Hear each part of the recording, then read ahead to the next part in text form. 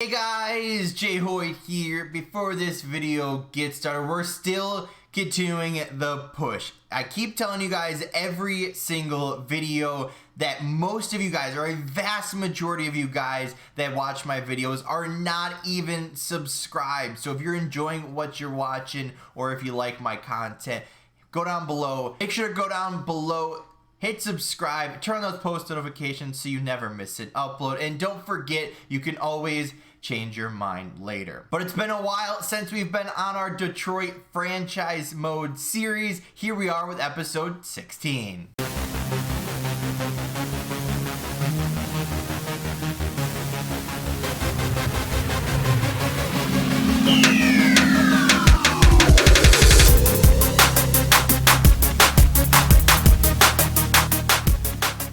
What's on, guys? JHoyt back with you today. Welcome back to episode number 16 of our franchise mode with the Detroit Red Wings. If you guys remember, in last episode we started round one of the playoffs versus the New Jersey Devils, and unfortunately it was a early end for us in Detroit, and we ended in 4 or 5 games, whatever it was. So not what we wanted. Obviously a huge disappointment, but also we barely got into the playoffs. So, obviously once you get to the playoffs too, anything can happen. Anyone can beat anybody on any given night. It's all about who shows up there and then.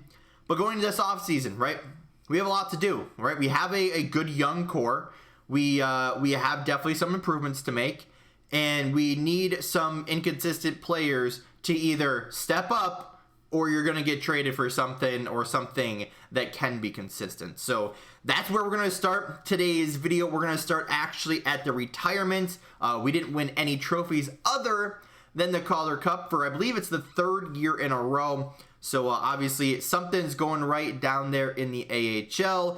And then we're going to get obviously into retirements. We got draft interviews, and then we got the entry-level draft. Of course, after that, the re-sign stage, and then free agency. So let's get right into it. Let's see who's available, and let's hope we can get some big stars. So here we are at the retirements. Now, we do have a couple of older guys, I think. I don't think too many, if any, but, some guys in the 30s that probably could retire if they really wanted to. But let's go see, wow, Malkin retired. Marlowe, 2,052 games. Wow. Stahl, Getzlaf, Bergeron, Taves, Pavelski, Dustin Brown, Alexander Steen. Lots of big names going out here. Zuccarello as well. And you keep going down there, Giordano. A lot of big names, but did anybody from our team retire? You got no skaters. What about goaltenders? Yeah, no. So nobody leaving as far as retirements go. But let's get into the draft here. And since we are getting into the first round here, we'll see what pick we exactly have for this upcoming draft. Did anybody retire from our coaching staff? Detroit, don't see anybody. Grand Rapids, so a coach. I'm not sure which one that is. Hopefully it's not our head coach, because he's actually doing it really well for us. Like I said, 3 Stanley Cups in the last 4 years. So hopefully it's not him that retired. Let's go check, see what position in the draft we get, kind of what draft picks we're getting, and then go get some interviews done, and we'll get right into the draft. Here we are at the draft. We're going in with the 20th overall pick. So, it is towards, obviously, it's second half of the draft, or the first round, I should say. And there is some prospects in there that are more NHL ready than others. Obviously, like the top 10 pretty much all is. And then there's a couple like tricklers throughout it. So let's get into it, though. 20th overall pick. We got a couple of defensemen on the radar. But what I really want to do is go see if there's anyone that teams want to get rid of as far as a good defenseman. Because defense is probably one of our biggest problems. So we improve defensively, but now I want to improve our defensive personnel. So I'm going to go scroll through, try to find someone to trade for, and see where it goes from there. So here we are on our first trade, and yes, you can see a couple of faces going each way here. And I'm going to do it quick because we're still in the draft and anything could happen at any moment. But basically, let's break this down. Rasmussen, you know, he's been okay for us, but he hasn't really grown to where, you know, a 9th overall pick should probably be at. You know, he's had a couple of 30-point years, you know, one really good year in the AHL, but just hasn't grown, plus 26 years old, and just hasn't been there, and I'll probably get skipped over here, but we'll keep talking about it anyway. Nate Schmidt, penny UFA, he wants a lot of money. We're not going to re-sign him, and of course, there it is. Then Hanifin is over on Calgary. He actually has very reduced trade value right now, and I don't know exactly why, but I feel like that's the perfect sign to go after him, right? 89 overall, 28 years old. He's making $9 million this year, but that doesn't really matter. But then they also have Anderson here, who is a very low trade value as well. So Schmidt's going to go in this, Rasmussen's going to go in it, and then we're going to retain salary on Anderson because he has another year left under his contract. So that'll help us out, especially when we're probably not going to be able to re-sign Timmins. So will this go through? It doesn't. They don't want to keep as much salary. Okay. All right, we had to throw James Van Riemsdyk in this. Once again, we were not going to re-sign him just because he wants a lot of money. We then trade him over for also Rodriguez. Will this one go through? There it is. So most likely, Rodriguez, we're probably not going to re-sign just because, you know, we're going to figure something else out. But the big thing in that, Hanifin, right? He is huge, right? That improves our defensive core massively, but also this means we're probably going to have to trade a defenseman. So we found a similar trade to the Hanifin trade, and this time it's for Aaron Ekblad. Kind of the same situation, really reduced trade value, pending UFA. We're going to throw Timmins in there as well as an unsigned left wing and 2 third-round picks. Will it go through? No, it doesn't.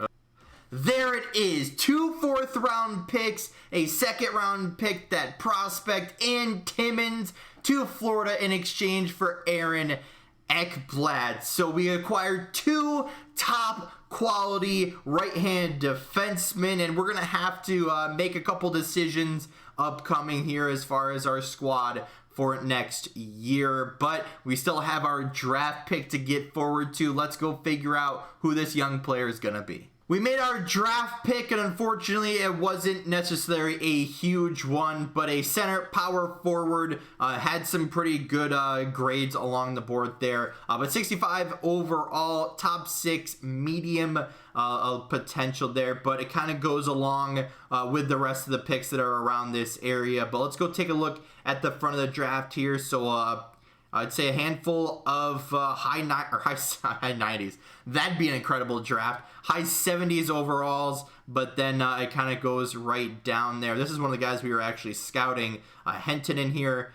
He's exactly what I was hoping for, but unfortunately, we actually ended up trying to trade for him, or get that pick, I should say, but we didn't end up getting there. So I believe we have a couple, or at least 1 second-round pick left, and we'll see if we can get anyone good. If not, we'll see you guys in the re-sign stage. So nothing really exciting in the rest of the draft. I mean, a couple of good, I would say pretty good second-round picks, but after that, no one really exciting. But now's the time we gotta make some decisions. So, of course, let's start with our centerman here. So Yarncroc kind of played, our fourth line role pretty much all year, if I remember correctly. Yeah, he started out in the AHL. We brought him up, I think, after, a trade or something to start. Although I'd like to keep him, I'm going to try to get someone a little bit more defensive minded. Rodriguez, I mean, we could take a quick look at what he brings, but hasn't really been too much for us. Plus, we got a couple other younger guys that I want to give an opportunity to. Sharon Govich was doing pretty well in the AHL. I think we brought him up at one point. Maybe it was in the playoffs, not exactly sure, but has done okay down there. We'll probably give him a contract and see if he'll fit on that fourth line. Got a couple of prospects to take care of. We'll get to that one later on. But as far as our left wings go, I mean, we're pretty solid all throughout here. I mean, if Kopaka wants to re-sign, I'd give him a little 1-1, but you got to step up because last year you did not do well. I mean, he played well in the AHL, but just didn't do much in the NHL. I mean, Also, what we could do is just release him and then see what there is. Maybe we'll see what there is anyway for left wings, and then maybe have a battle for that spot. No, that's what we'll do. We'll have them go for a battle. We'll focus on the rest of those AHL guys afterwards. But then right wings, we got our top two. After that, everyone else is signed. Barron's definitely going to get a look at the NHL in the preseason and see what he does from there. And if he does perform, maybe we'll put him up in the NHL. But of course, this is where things are going to get a little bit interesting. If you guys remember last year, Lindholm, Murray were our top two left defensemen. We had Mann and Seider along with Timmins, and now we add in a true number one top pair. So we should be okay defensively as long as everyone plays, how they do. I think we're gonna give Luckinen another chance. Definitely given the upgraded defense here, and see what happens. So hopefully these guys don't want too much money, but $11 million. Kind of figured something like that was coming. So let's try to get him for as low as possible. I mean, if we can get him for like 9.5 or even like 9, I think I'd be pretty happy. We'll start at 9 and see what he says from there, and probably give a similar contract to Hanifin as well. What is he saying? Yeah, he wants a similar contract. So let's go with another like $9 million offer to him. We did make it to the playoffs, so that should help out the cause, if you will. And we'll keep going on here. So then we got Lindholm. We got Mann, who should probably want a big contract. That's actually not as big as I thought he was going to want. But, okay, he wants 4 years. Let's try to give him like a 4.5 for 4 years. Or maybe let's start at 4. Why not? 4 years, $4 million. Anderson, who we just acquired, we may end up having to trade him. Not exactly sure, quite yet. Seider is another one that we're going to have to make. He wants a lot of money too. $5 million though. What if we go like 4.5 on him? Actually, what did you have last year? A 1.5. Honestly, I think I can get that $5 million asking price lower, because he wants almost $6 million and didn't really play great. I mean, 14 points, -4, playing, I think, we was in the top 4 a bit, and then I think we moved Mann up, and Timmins went up. But, yeah, that's just, we need more on him, that's for sure. We'll get to McIsaac there later on. So, goaltenders. I mean, here we go. Tokarski, bye-bye. Sen, we don't really need you, but we'll hold on to you for a second here. Luckinen. Are you going to actually perform this year, or what are you saying? I mean, typically when you see goaltenders have their prices, or the asking price go up per year, usually it means they get good after that. But in the sake of trying to save some money, I'm going to give him a qualifying offer just to try to get it back down towards that $6 million. So we got to be a little bit careful with our money. But Georgiev. Okay. All right. He wants a big contract. Now, here's the hard part, right? He hasn't been great for us, but he's been good. Not good, but like a little bit below good, but above average in the 2 years we've had him. We got him really cheap. We do have Dostal that could back him up. Maybe there's another goaltender in free agency that we can go after, but unfortunately, I think that's going to have to be the end of Georgiev on our team here. We'll have to probably sign another goalie. Why do you want a one-way contract at 75 overall? So we'll have to get a couple of goaltenders there, but I think we got everyone in the NHL. I'm going to focus on signing some of our prospects and then get into advancing a couple days and see who signs. So unfortunately, we have a couple of RFA holdouts here. So we got Seider, we have Mann, and we also have Luckinen. None of those guys wanted the contracts we offered them. Plus, they all want a lot of money. So we're going to, unfortunately, if we want to re-sign all of those guys, it's going to have to mean we trade away someone with a bit of salary that may not have been used, or at least that, we didn't really plan on getting. And I was just going to see what it came down to as far as our cap space. So right now we have, I think it's like $8.5 or something million, and we need to split all of that between Luckinen, Mann, and Seider, which all those guys are all young RFAs, and they all want a big contract. So trading away Anderson, that's $4.5 million. I didn't really want to get rid of him right away and, trade him away. I wanted to see if he actually fit our team or not, but I guess we'll have to check back and see what Tampa Bay is saying later on. But we did find trade for him. We got lots of prospects and picks. And the best one was a second and a fourth from Tampa Bay, but we're going to try to, increase it just a little bit. Second and a third for Anderson and a fourth. So we're going to see if this one goes through, and it does. So unfortunately, we have to get rid of Anderson, but for the sake of, trying to keep our young stars and young players, we kind of had to do it. So he was kind of the only one, too, that we could have gotten rid of. To get there. Plus we have both signed Hanifin and Ekblad to contracts, both 10.5 or 11.5 million for 6 years each. So, a little bit more than I wanted to spend on them, but at least we get those quality defensemen for our top line. So next thing we need to do is count all of our players, see exactly what we need, and see what holes we need to fill. So here we are in the free agency session here. We've already offered Seider and Mann matching 3 years at $3.5 million contracts, and we may or may not have to, clear some more salary as it is to try to sign Luckinen. But for now, we only have some AHL guys to fill in, so that's the good part. And of course, I know if we find a really good deal, then we'll definitely have to look at that one as well. But of course, we got to be careful as far as salary. So it's going to have to be a very good deal going forward. So let's go try to find some AHL guys to fill in our spots, and let's try to get our RFAs signed. So here we go. Here is our sent offers after day one. And like I said, if we're going to offer someone that's a really good deal, it better be a good deal. And I think an 86 overall forward for $1.3 million is definitely worth it. Colin White from Ottawa is balanced all around. No, he's got good skating, and if you look down here, this is what doesn't make sense to me. So he's an 86 overall, right? 60 points, 76 points, 62 points. The next year, all of a sudden, he just doesn't play.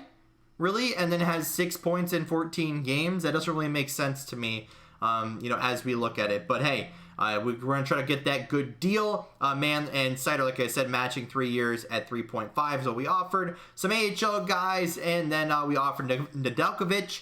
Just in case Luckinen doesn't sign right away, we'll still have 2 NHL goalies, Wolf and Reimer as our AHL guys. So let's fast forward a couple of days and see who signs. So here we are in the preseason, and oh boy, things are gonna look interesting. That's a word I'll use for it. So we're gonna try a different looking top 6 this year. Zadina has been performing really well, plus 25 years old. He's still growing, and he's up to that 90 overall. So we're gonna give him a shot up on the first line and see what we can do with Larkin and Raymond there. Then down on that second line, we're going to start off with Bertuzzi, Wright, and Mantha. Then down on our third line, we're going to have Zucker, Veleno, and Barron getting his first look this year. Down that fourth line, we're going to have Kopaka, Bowers, and Sharon Govich. And then, of course, we're going to have some guys scratch. We'll get to that actually in a second. But back on our defense, Hanifin and Ekblad going to be starting off on that first line. We got Lindholm and Mann. And our third line, Wollander and Seider. So we did get both Mann and Seider both signed. Seider ended up getting a 1-year deal at $2.5 million. And Mann, I believe we signed for a couple of years. Yep, there it is. 3 years at 3.5. He eventually ended up signing that deal. Unfortunately, though, Luckinen is still holding out on his contract. His asking price is literally down to $3.75 million. I've offered him that multiple times, as well as $4 million multiple times, and he still has not accepted it. So we're going to go through the preseason. Hopefully he'll be in net for us at some point. Maybe he'll start in the AHL just to get some games in, since he didn't get any in their preseason so far, or if he doesn't sign, by the end, maybe we'll start him down there. But then we have Wollander up here, really good guy in the AHL, right? He has all of the stats and everything to earn himself a shot, but unfortunately he doesn't really fit in with our scheme, so he may not do as well as he could, but also that's where some of these scratches comes in. But we got to start with our goaltenders first. We got Dostal, we got Nedeljkovic. Both those guys will, be there for now until one of these guys will be our backup, assuming Lukkinen will resign eventually. And we'll see which one of that is. So we got Ryan Murray. He will most likely fit on that third line. But also, depending on salary, we may have to trade him. And we also might have to trade Zucker as well.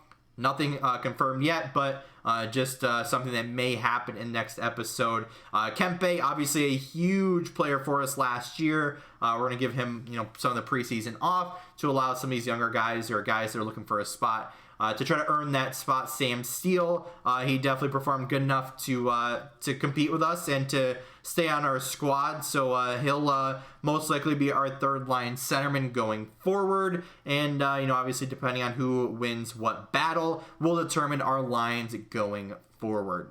But we got a big preseason battle ahead of us, and you guys will see the final roster on opening night. But with all that being said, guys, that's going to be it for this episode. Episode number, 16 is officially closed. We got some more quality personnel on the defensive side, so hopefully that will be a big factor this year, as our forward group looks to be really good. Our defensive group looks even better than last year, and hopefully if Lukkinen decides to re-sign, then we hopefully have a revenge tour, if you will, or a rebound. A huge rebound from him, would put us in a great spot. We'd have a good young forward core, good young defensive core, and then we'd have a good young goalie. So that's going to be the hopes going forward. But of course, all of that will play out in next episode. If you did enjoy this video, make sure to hit that like button down below if you haven't yet. Or if you're brand new here, make sure to hit that subscribe button down there as well. Turn those post notifications so you never miss an upload. You can always change your mind later. But as always, guys, we'll see you in the next one.